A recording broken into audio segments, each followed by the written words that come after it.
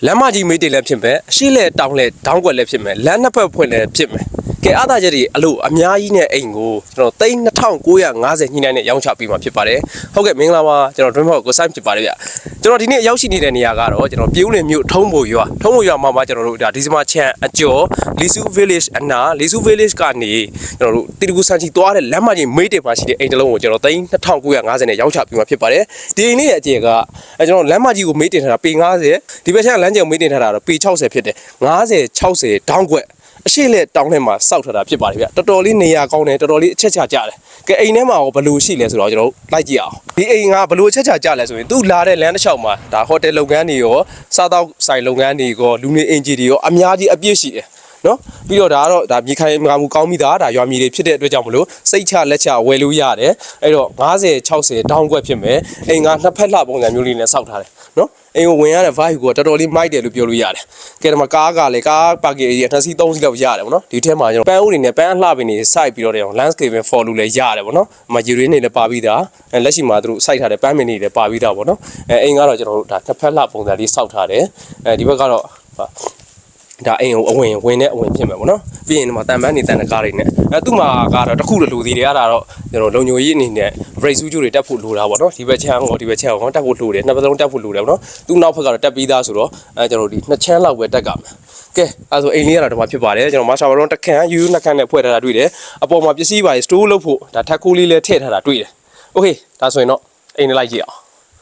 ကဲအိမ်ဝင်မယ်ဆိုရင်တော့အခုလိုဒါစင်ဝင်လှလေးနဲ့ဝင်ရမယ်ဗောနော်အခုဒီဖနက်ချော်လေးကနေဝင်လိုက်တာနဲ့အိမ်ထဲကိုဒါဝင်တဲ့ five လေးဗောနော်ဒါ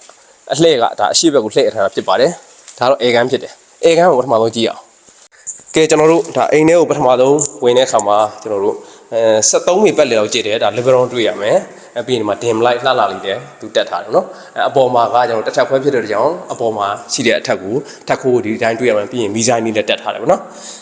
်အလင်းဝင်ကောင်းအောင်ဒီဘက်ချက်မှာ brain board ဘောက်လည်းထည့်ထားတယ်နော်သူကတော့အခန်းနေပတ်လေအကုန်လုံးကိုဒါ living room ကို central ယူပြီးတော့ဖွဲ့ထားတာတွေ့ရတယ်ဒီမှာတော့ slide door ထည့်ပြီးတော့ဒီဘက်မှာ single bedroom အကျယ်ကြီးတစ်ခန်းဖွဲ့ထားတာတွေ့ရတယ်ဒါရုပ်အရင်ပ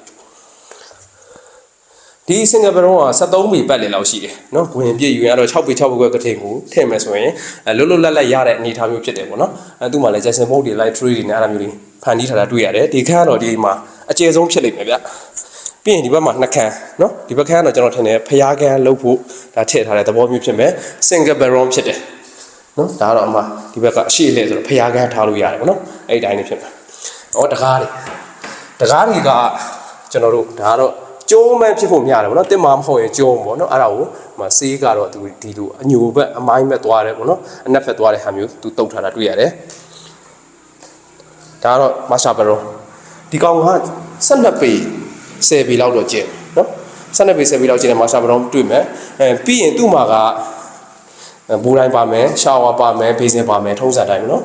ဒီအခန်းလေးကတော့1ပေ2ပေ3ပေ4ပေ5ပေ5ပေခွဲ6ပေလောက်ရှိတယ်6ပေခွဲပတ်လောက်ရှိမယ်ဒီဘူးရေးစက်တစ်လုံးပါမယ်ဗောနော်โอเคအိမ်မှာကတော့ကျွန်တော်အတွင်းပိုင်းကတော့အများကြီးပြောစရာမလိုဘူးသူကတော့တီးတီးကြစ်ကြစ်နဲ့ compact ဖြစ်ဗောနော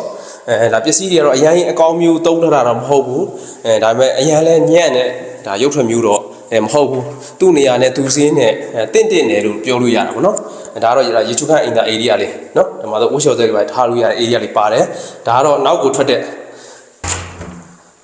ဒါကတော့နောက်ဖက်မှာရှိတယ်ကျွန်တော်တို့မြေအလွတ်ပေါ့နော်မြေအလွတ်တွေ့ရမယ်ဒီမှာတော့ဒါအကျယ်ကြီးတော့မဟုတ်ဘူးဒါပေမဲ့ကျွန်တော်ကိုထားရရှိရတာပေါ့နော်ခြားပစ္စည်းတွေပါထားရရှိရဆိုဒီနေရာမှာထားလို့ရတဲ့အနေအထားမျိုးတွေတွေ့ရတယ်ဒီကောင်ကတော့ကျွန်တော်ထက်ခိုးတက်တဲ့လေကားလေးပေါ့နော်ထက်ခိုးမှာကတော့ကျွန်တော်တို့ဒါ hot type ဖြစ်မယ်ပြီးရင်ဖျားစင်တွေပါထားလို့ရတဲ့ဒါနေရာလေးပါတယ်ပေါ့နော်အဲ့တော့ထွေးထူးမရှိဘူးထက်ခိုးမှာတော့ကဲဒီဘက်ကတော့ကျွန်တော်တို့ဒါ dining နဲ့ kitchen area ပေါ့နော်ကျွန်တော် dining square ကတော့ဒီဘက်မှာထားရမယ်သဘောလေးရှိတယ်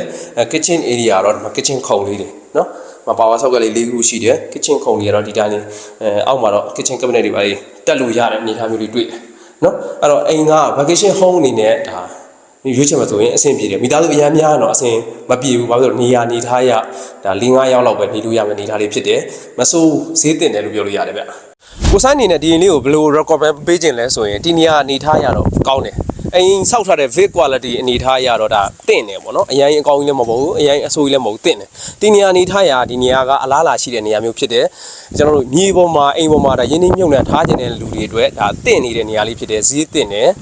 လက်ရှိရှင်နေမှာဆိုရင်ကျွန်တော်တို့ဒီဘက်တည်းကကျွန်တော်ထုံးမိုးတို့ထုံးကုန်းတို့ကုန်းဘောတို့ကဒါတက်ပလို့ဖြစ်လာတဲ့ဈေးတန်းလေးတွေတက်လာတဲ့အနေထားမျိုးဖြစ်တယ်ပြီးရင်လည်းသူနေရာမှာကတော့လေစရာပတ်စရာတွေဒါခီးသွွားလုပ်ငန်းတွေအများကြီးရှိတဲ့အတွက်ကြောင့်မလို့အလားလာကောင်းတယ်လို့ပဲပြောရမှာနော်အဲ့တော့ဒီနေ့ဖွင့်ထားတဲ့စင်းတော့လည်း3,000အောင်2950ဆိုတော့ဒါဝယ်လို့ကောင်းတဲ့ဒါနားထောင်လို့ကောင်းတဲ့စီးရန်လေးတစ်ခုဖြစ်နေတဲ့အတွက်ကြောင့်မလို့ညှိနှိုင်းနဲ့ဝယ်ပြီးတော့ကျွန်တော်နေတာပဲဖြစ်ဖြစ်ဝယ်ပြီးတော့ရင်းနှီးမြုပ်နှံထားတာပဲဖြစ်ဖြစ်လုပ်လို့ရတဲ့အိမ်လေးတစ်လုံးဖြစ်တယ်ဗျကဲအားလုံးကျေးဇူးတင်ပါတယ်မင်္ဂလာရှိတဲ့နေ့လေးတွေဖြစ်ပါစေဗျ